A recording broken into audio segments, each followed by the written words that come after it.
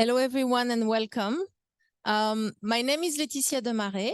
I'm Senior Director of RMI's Climate Finance Access Network and Islands Energy Program.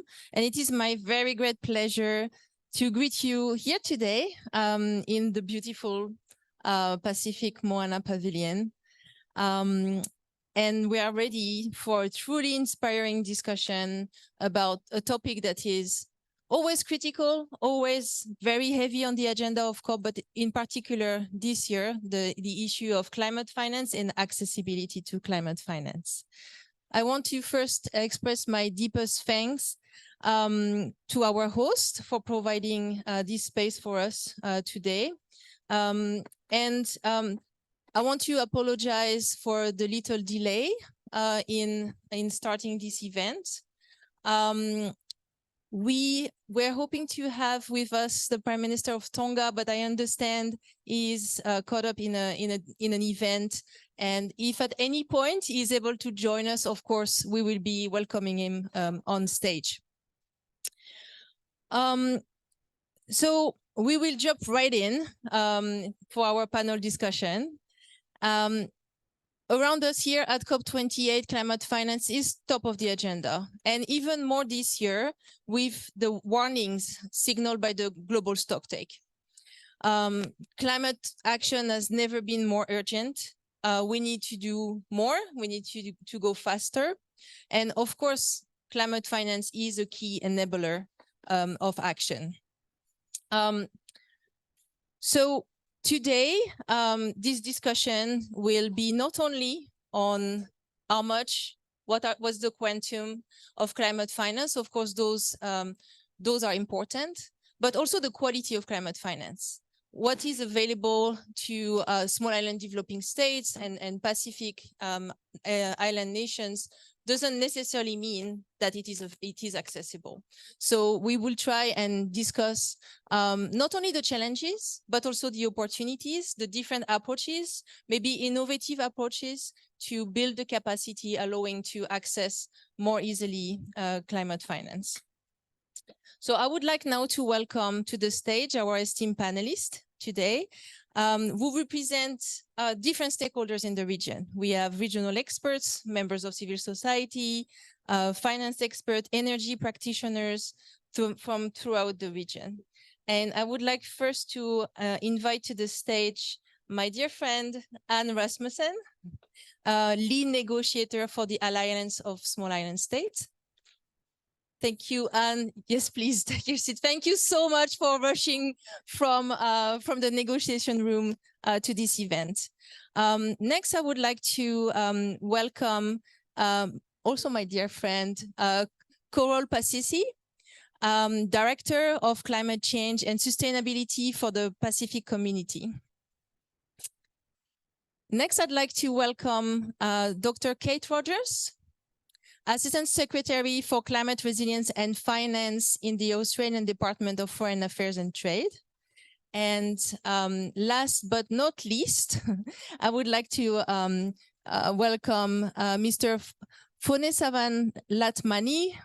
We call him Key, CFAN advisor, Climate Finance Access Network advisor to Papua New Guinea, working with our partner in the region, GGGI. I think we are still missing one panelist, Denali. So please just signal us if our last panelist makes it at any point. So I would like to jump right in with a question to Ms. Coral Passisi. SPC is an accredited entity, a regional accredited entity, and also a valued partner of the Climate Finance Access Network. The role of accredited entity is very critical for SEEDS, for the region as a whole. And you engage directly with the GCF on a daily basis. SPC had some success in accessing funds from the GCF and over fund, but yet there is still a funding gap for the region. So what, from your perspective, what are the necessary critical changes that those funds need to make to improve their modalities, to improve access. We would love to have your perspective as a practitioner from this fund, and maybe also get some of your insight on how to scale up funding in the region and decentralize climate finance to ensure that organizations such as SPC take an even bigger role in the climate finance flows.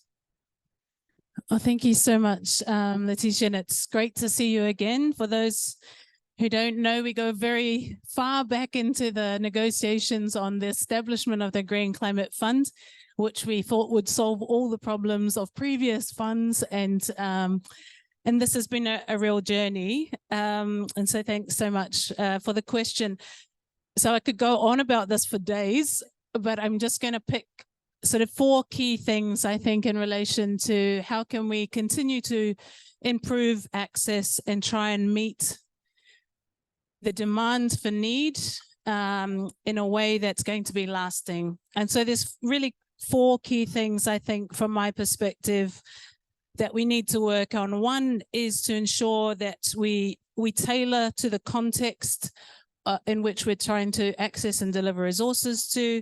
The second is to ensure that we look much further down the track for developing capacity, not short-term capacity.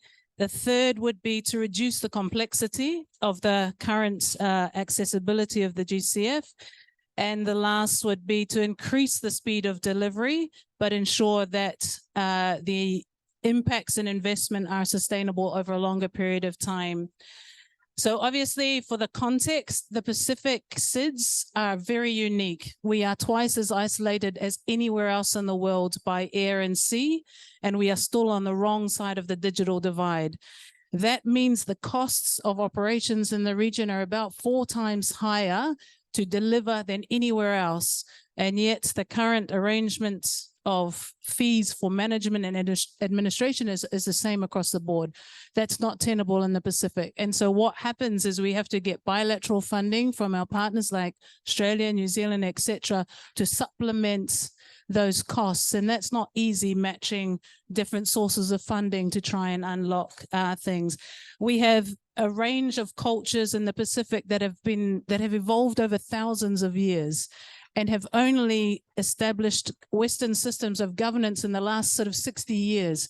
So we still have strong traditional tenure, knowledge, and experience managing our resources, and a very young system of law and policy, really. So we need to respect that traditional system of governance and culture and knowledge as part of informing investment, not just modern science.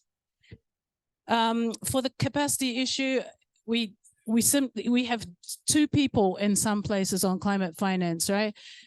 So it doesn't matter how many projects we can secure, those 2 people at country level cannot be expected to manage 10 GCF projects. That will never, it's not possible. You cannot build the capacity of 5 people to do the work of 20. And so we need capacity funding for supplementation, long-term workforce building. That is at least 20 to 30 years in certainty for a government and a community. So they can train their kids, they can employ them for the long term, but also they can draw on things like CFAN and others to make sure that they have that capacity to continue to access for the long term. Reducing the complexity of the GCF, I won't go into that. Everyone knows how complex the GCF is to address. I think just to illustrate that, which brings me to my last point about speed, it currently takes six and a half years on average between identifying the priority at country level, developing the project proposal, getting it approved, getting the funds dispersed, implementing and seeing impact. 6.5 years before we see the impact of an investment. That is just way too slow for the challenge. We have to speed up the route of funding from source to impact. And governments in the Pacific and communities already have those systems in place. We've just got to trust and have a higher risk appetite, that if you deliver through budgetary support or trust funds, that is going to have impacts and outcomes. And so aside from this, if we want to look at beyond the multilaterals, because the landscape of climate finance is huge, right? Not just multilaterals, bilaterals, innovative options as well. And I think this is where the Pacific countries and communities and the region themselves, ourselves, have to develop the fit-for-purpose vehicles that work for us. And we're starting to see that innovation significantly. We have Fiji's blue bonds and green bonds. Niue's got the ocean conservation commitments. RMI has developed a unique partnership with Walmart to increase the value in its sustainable fisheries sales. Tonga has a climate change trust fund. But we need development partners to trust these mechanisms and put their money straight into those instead of making us follow the very convoluted, long 6.5-year track to something like a multilateral fund. Also there, thank you so much.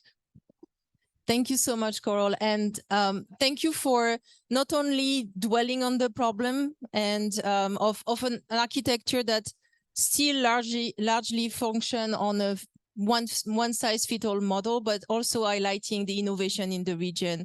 And I think the word that I want you to take away from your intervention is we need more risk-taking. We need more risk appetite going forward.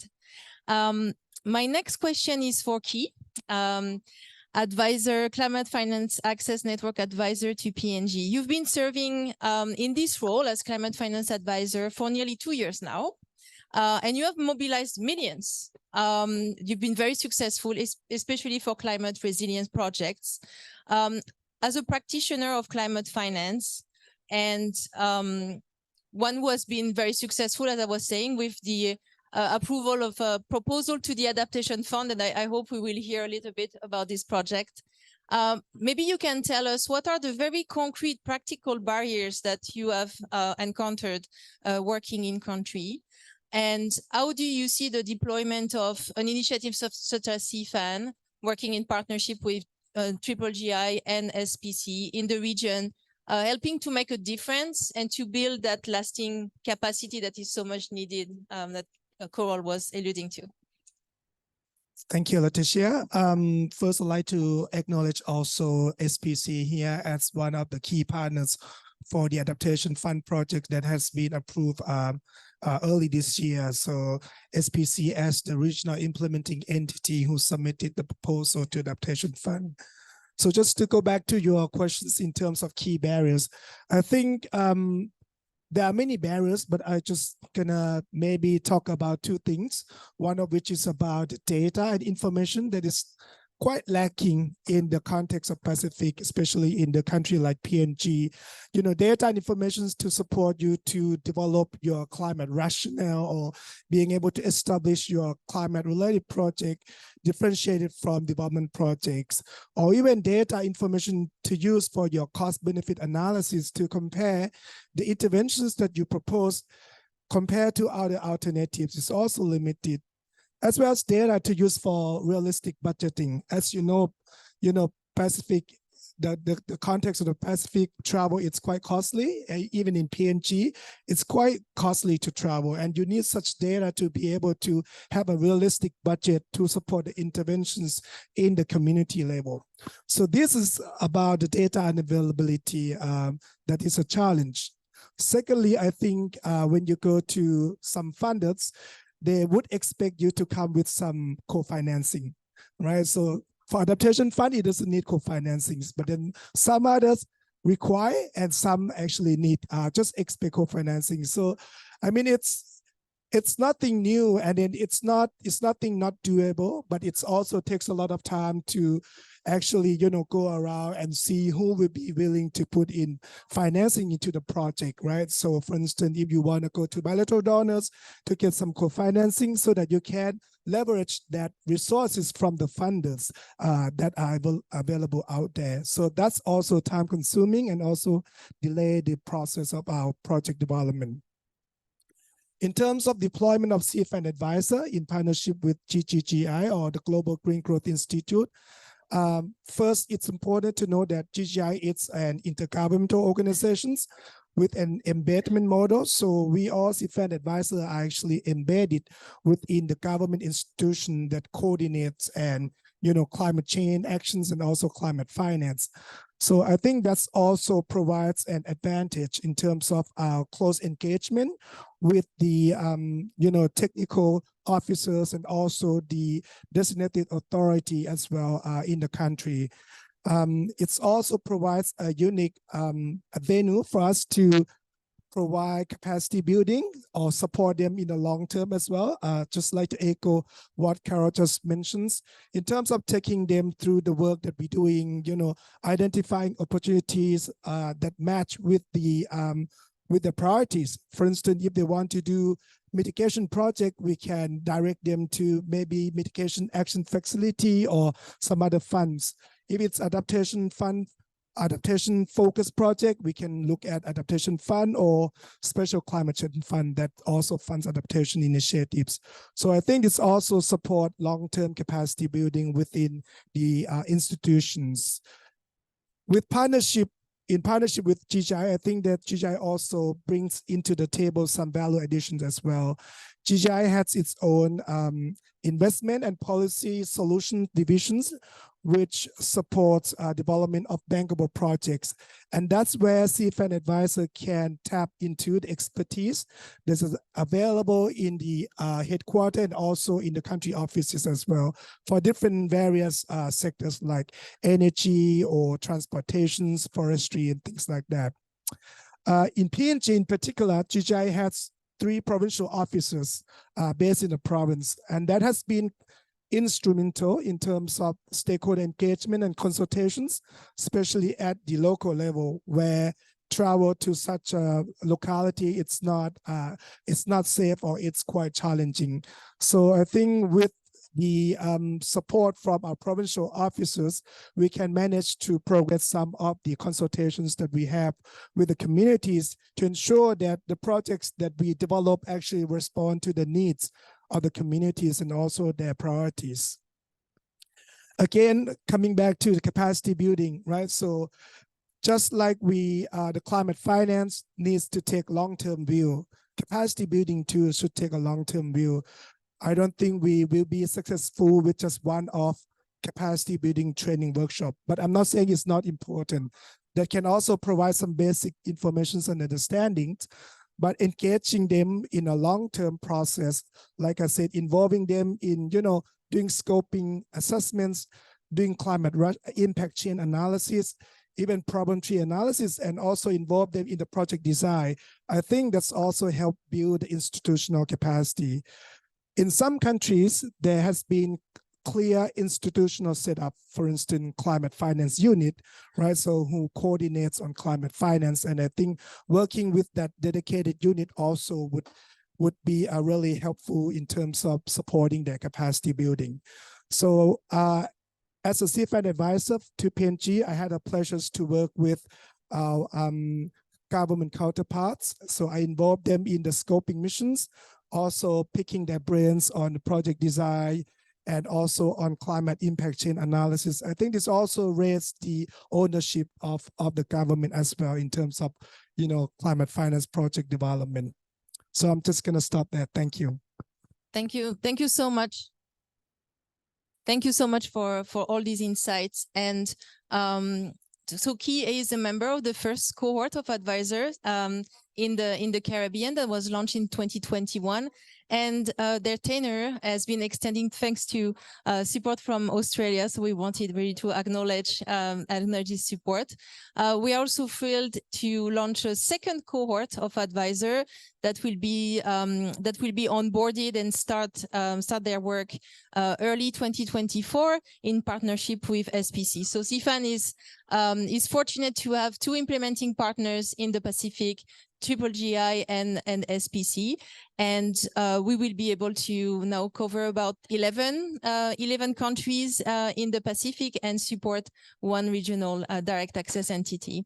Thank you so much for your insight. I think the issue of the accessibility to data is I would say, very common across small island developing states, across the regions.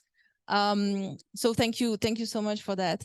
I'd like now to turn to Ms. Anne Rasmussen. The Pacific and all small island developing states, which you represent as the chair of the Alliance, have consistently called on developed country parties and the international community to support them in easing access to climate finance. The adoption on the very first day of this COP of the decision from the recommendation from the Transitional Committee and the establishment of the Loss and Damage Fund is an historic win for SIDS. And yet the work starts now, setting up this fund and ensuring that it will be accessible. So can you tell us what are your priorities in the year ahead to operationalize this fund and to ensure that small island developing states' priorities will be taken into consideration, both in the establishment of policies, but also in its capitalization?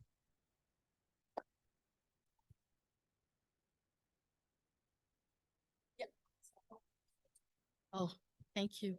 Thank you to my very good friend, Letitia, but it's also good to see good familiar faces in the room. And it's the 6th or 7th day, and this is my first time in my Pacific family's Moana Pavilion. So I'm so happy to be here, and also to see my good friend Carl and colleagues.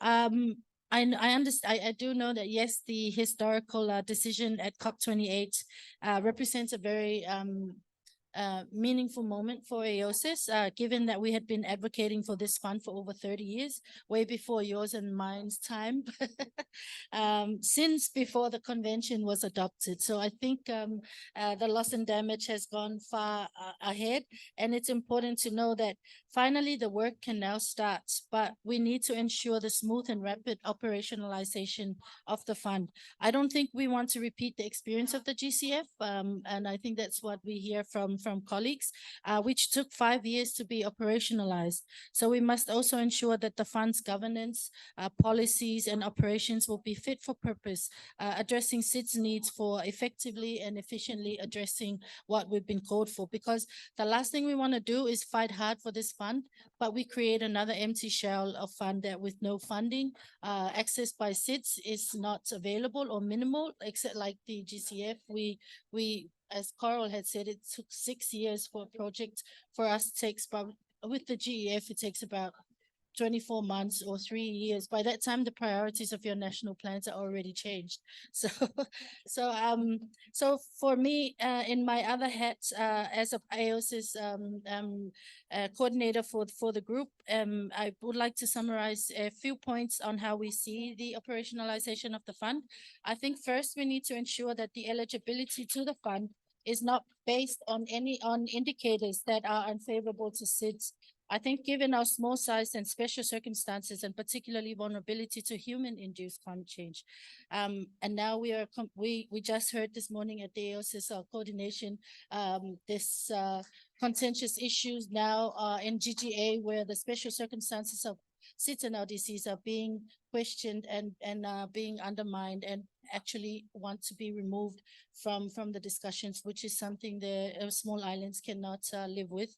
I think the new fund should be agile and expedite funding requests.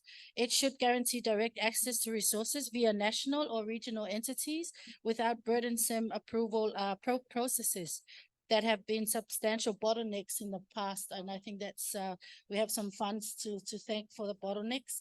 Another key priority is to ensure that the fund will adopt a high-risk appetite for programming and approving funding for loss and damage responses, especially directly through the national entities, through your national governments, rather than having it as a top bottom-up approach rather than a top-down approach. AOSIS is calling for the board of the fund to follow the guidance of the COP and establish a minimum allocation of funding for SIDS in line with the Article 9.4 of the Paris Agreement, which recognizes the significant capacity constraints of particularly vulnerable developing countries such as SIDS and LDCs. So that's the whole language that we spell out, that our negotiators across the board need to make sure that this language is not removed from any of our key asks here at this COP28. We are not here to renegotiate the Paris Agreement. We are here to implement the Paris Agreement. And finally, as the AOSIS, we welcome the pledges made here in Dubai by the host, our host, UAE, Germany, the US, the UK, Japan, I think France, Italy, Denmark, and it's also almost amounting to 500 million, I think. Or and it's climbing. So I hope when we leave Dubai, the fund would have sufficient funds to address the needs of vulnerable countries. And I believe that these contributions notes that these are far from the amounts needed to adequately support most vulnerable countries to cope with the loss and damage that we are already experiencing. I mean, look around you, look at our beautiful ecosystems and our beautiful islands and places. If we do not address these issues, we lose this in a couple of years. So I think, and with that, Madam Chair, I think AOSIS is considering innovative and new sources of funding. No stone should be left unturned. So I thank you, Madam Chair, and wish you all the best. Thank you. Thank you so much, Anne. We wish you all the best. You are leading the charge. So just know that we are right behind you, supporting you. And thanks so much for clearly laying out the priorities for AOSIS going forward. Clearly, we don't want to replicate the mistakes of the past, and we want to learn from previous experiences and want to make this fund different, a very different fund. Last but certainly not least, I'm pleased to turn to Dr. Kate Rogers, and also again take a moment to thank Australia for their generous contribution to CFAN, which has allowed us to extend the tenure of the first cohort of advisors in the Pacific. As a major donor for climate finance and for climate actions in the Pacific, why is it so important for DFAT to engage in supporting building long-term capacity in the area of accessing climate finance? But I could also, of course, mention transfer of technology, as was mentioned earlier. A divide still exists there. So from your perspective as a provider of climate finance, how do you see progress being made, and why is it so important? Thank you very much, and apologies for that noise I made before with my microphone. Look, great question, and thank you very much for inviting me onto the panel. I think the thing that really strikes me is, and it's been alluded to by several other members of the panel, the GCF took 5 to 6 years to stand up. And we really need climate finance flows to move much, much faster than that. I mean, just by way of comparison, it takes us for a development program about 18 months from concept to implementation on the ground. So we're not that speedy, but we're a lot faster than the examples that you've used today. The importance of long-term capacity building, I think, is really critical. And I guess my background, I've done a lot of economic governance work in my life, and I've done budget support missions into the Pacific. So I know that there have been challenges, and there remain challenges on the issue of public financial management that are deep and have despite many, many years of attempting to address these capacity challenges, they still remain. And I think, I mean, to be frank, I would get frustrated with the public expenditure financial accountability kind of benchmarks that that go with those public financial management roadmaps. They're detailed, they're intricate. At times you wonder what the point of them is. Welcome. I'm so sorry. You did really well. Yeah, so I mean, I think this issue about long-term building capability, it's hard. And as you say, I mean, I used to do regular budget support missions to Kiribati, and they don't have a big Ministry of Finance. And I'll be frank and say that I worry a little about the issue of where you build capability in one set of public servants, you know, the extent to which those capabilities will be drawn from other important jobs that ministries of finance do, like budgeting and some of those other things.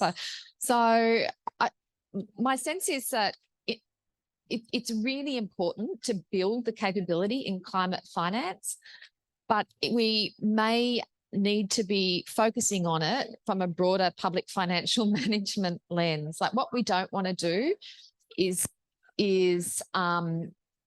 pull people into climate finance who should be working on actually running the budget and running the running the public financial management system. So I think that's one point I want to make. I think it's what does that mean? It means that you've kind of got to keep your eye on both at the same time. I think there's limited capacity within PICS or within Pacific Island countries and any other small island developing states to really change that much internally to respond to the funds. I think the impetus needs to be on the funds to respond to the needs of Pacific Island countries and SIDS. And obviously for us, there needs to be from us to simplify things as much as possible as well.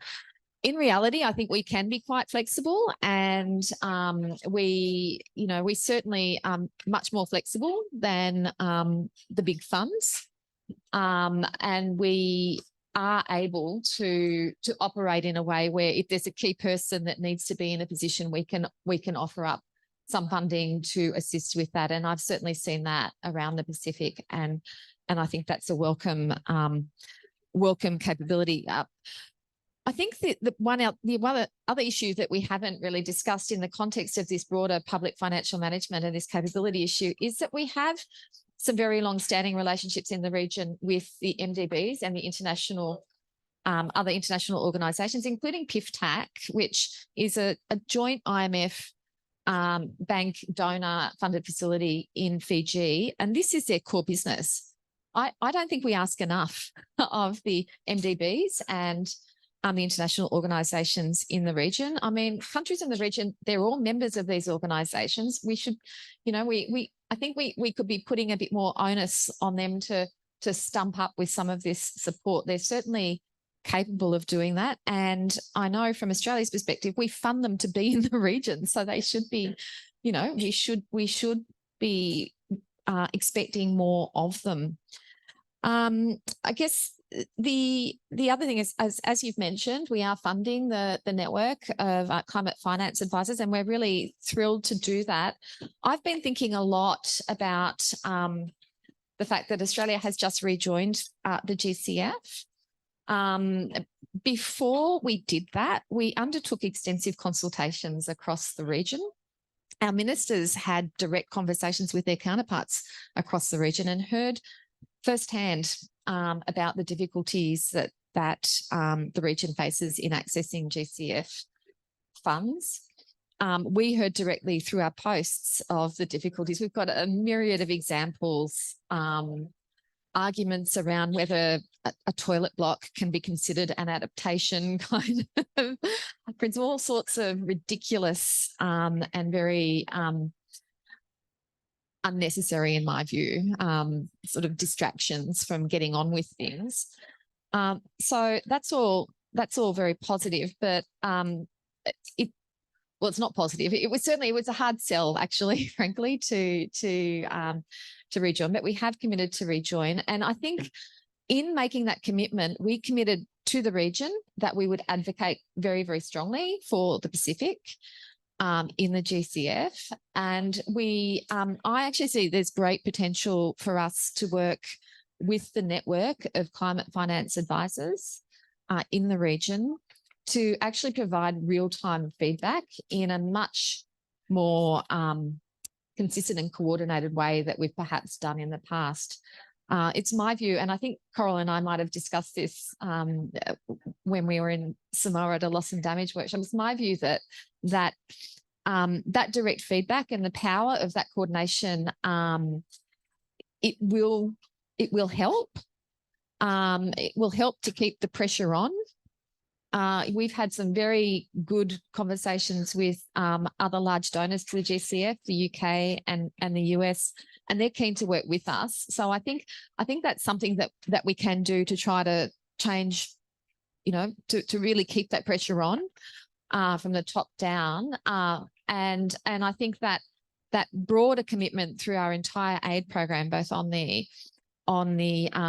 general public financial management accountability and capacity building, the pressure with the banks and working very closely with the banks to actually also lean in on that capability issue. I think that has the potential to make a difference in the long term. Thank you. Thank you so much. And I think your intervention really demonstrates how the frustration is shared from both the provider of climate finance and the recipient of climate finance. So I really welcome your thoughts on how to collaborate to improve things, and your willingness to be flexible and to relay those concerns into the boardrooms of the MDBs and the GCF. So thank you so much for this partnership. And thank you, Dr. Shivandra, Michael, thank you for making it. No worries, we totally understand. It's a very busy schedule. Thank you so much for being here. We've heard from different perspectives on this panel, from a global perspective with Anne speaking on behalf of all AOCs, Coral from the regional organizations perspective, just now from representative from Australia, from the donors perspective, and Key from a very practical perspective of developing projects. You are negotiator for adaptation with Fiji. Here in Dubai, what are the key priorities when it comes to adaptation finance that you want to be high on the agenda, and what are you expecting from this COP to deliver to accelerate climate finance for adaptation and resilience building? Thank you for the question, moderator. And I would like to sincerely apologize. I was running between an informal session in another room and here. And I believe much of what I would bring to the floor is already brought up by my co-presenters, especially our lead negotiator for AOCs. I would like to acknowledge her and her leadership in this space, Ms. Anne, for her tremendous fought in holding us together and pushing forward the AOC's position. And I speak here on behalf of Fiji, and our priorities coming into COP is very much aligned to the PC's position and also in line with the AOC's. Gosh, I sound like a negotiator in the room, but just to say that one of the main things that we came to this COP in mind with was the endowment of the L&D fund, which was one of our priorities. And we do welcome the very positive news from the COP president on the commitments. L&D, colleagues, is a reality for Fiji, particularly with the rising sea level. More than 40 villages around Fiji have been identified as vulnerable to sea level rise, and they have been earmarked for relocation. And this is an exercise that is quite costly, but sensitive as well. I do not want to go into the sensitivities, but I would understand that many of the people in this room from the Pacific would understand where I'm coming from. Accessing L&D is also going to be a priority for us moving forward as we look to our partners such as CFAN, Rocky Mountain Institute, to provide us with the technical capability to build on how to leverage these funds effectively. The other key priority was the setting up of the new collective quantified goal, which is a critical element for us that will not only fulfill the mandates of Article 2.1.c, but also complemented by Article 9 of the Paris Agreement. But more importantly, to meet the financial needs of not only developing countries, but also seeds. Fiji at this year's COP in the climate finance rooms are continuously, and other PCs negotiators are continuously pushing for urgent structural changes to the climate finance architecture. I think we must ensure that as vulnerable countries, we have only accessed 1% of the total climate finances available. And this is quite concerning for us without running, with the issue of running into debt sustainability. The other two things that I wanted to bring to the floor is on our insistence on greater grant financing and even direct budgetary support by all the development partners in this room as means of climate finance, considering the dynamics of the small island vulnerable economies. I think this is something that we've been advocating for quite often, not only in the regional position but also at the national level. Fiji also needs to emphasize the Suva Pacific call for increased and additional climate finance to be mobilized through the regional funding windows. We have heard a lot about the Pacific Regional Facility and its setup and some pledges that has been made.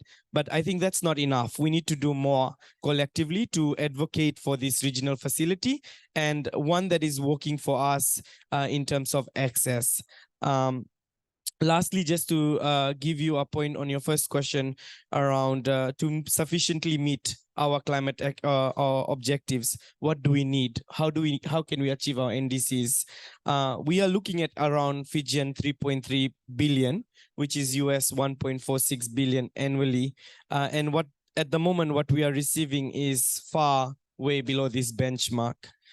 Just in terms of your second question, just very quickly on the role of partners, particularly donors, I think one is the urgency of the climate disasters. We are already experiencing this in the Pacific, and we need our partners and leaders to take bold and courage actions to step up and do what is required to support your fellow brethren that are facing the risk of losing it all.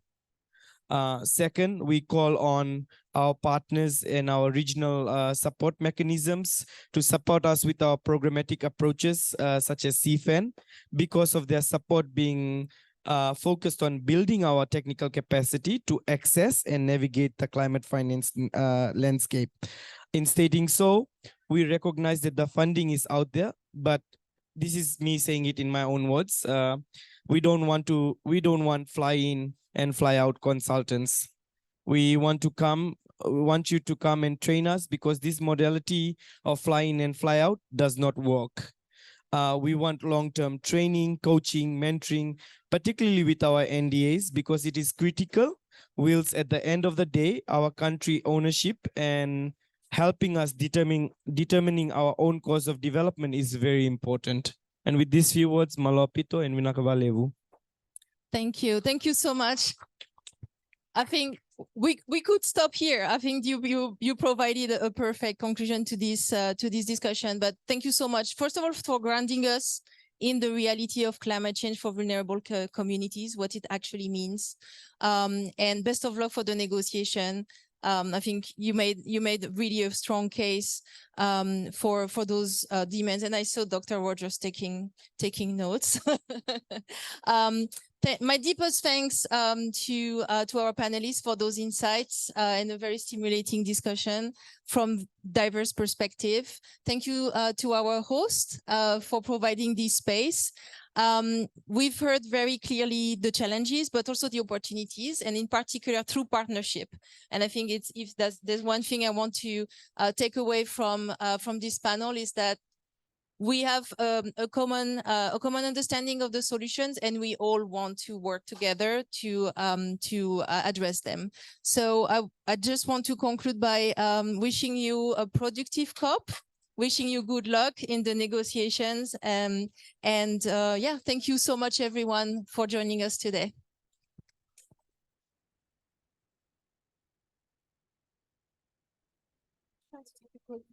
Yes, yes. Let's take a